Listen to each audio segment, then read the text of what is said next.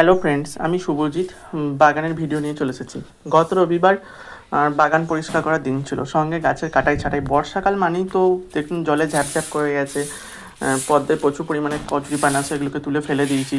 তারপর আপনার রেন লিলিগুলোকে কেটে দিয়েছি। এই কাজগুলোই গত রবিবার আমি করেছিলাম, সেটারই কিছু কিছু পার্ট তুলে আপনাদের সামনে তুলে দিলাম।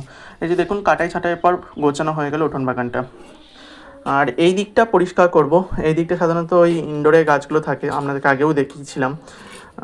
তো ইনডোরের গাছগুলো কাটাই ছাঁটাই করে দেবো হালকা করে বর্ষাকালে। রেন লিলিগুলো সব একদম গোড়া পর্যন্ত কেটে দিয়েছি। আর আমি কাটার ব্যবহার করিনি, এখানে কাস্তেই নিয়েছি।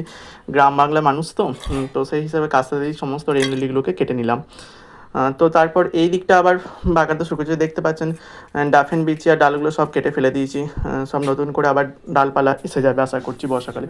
এই এত পরিমাণ কাটাই ছাঁটাই পর কেউ যদি ডাল নিতে যান তাহলে আমাকে আগে থেকে বলবেন, আমি ডাল দেওয়ার ব্যবস্থা করব। তো কেটে ফেলেই দিই যেহেতু এগুলো।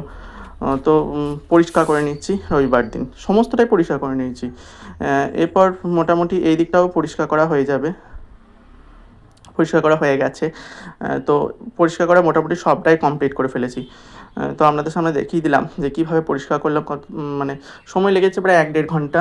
তো 2 মিনিটের ভিডিওতে কতটা দেখানো যাবে, মোটামুটি দেখালাম ঝেঁটিয়ে সমস্ত। উঠোনে তো আমরা সাধারণত চলাহাঁটা করি, সেই জন্য পরিষ্কার রাখাটা খুবই জরুরি। বর্ষাকালে সাপ খোপের ভয় থেকেই থাকে।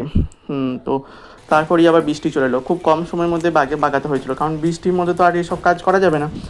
তো সেই হিসাবে খুব তাড়াতাড়ির মধ্যেই গুছিয়ে নিয়েছিলাম। আর সঙ্গে আমাকে মা হেল্প করেছিল, আমি একার পক্ষে এতটা পরিষ্কার করা সম্ভব না।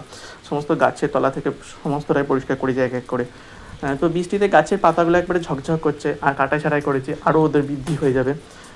তো তো আমার ভাল লাগে এই কাজগুলো করতে। আর এই কাটাই ছাঁটাই পর্বগুলো সাধারণত আমি রবিবার দেখেই করতে থাকি। তো ধন্যবাদ। ভিডিও ভালো লাগলে অবশ্যই জানাবেন, কোন ধরনের ভিডিও দেখতে চান তাও জানাবেন। ধন্যবাদ।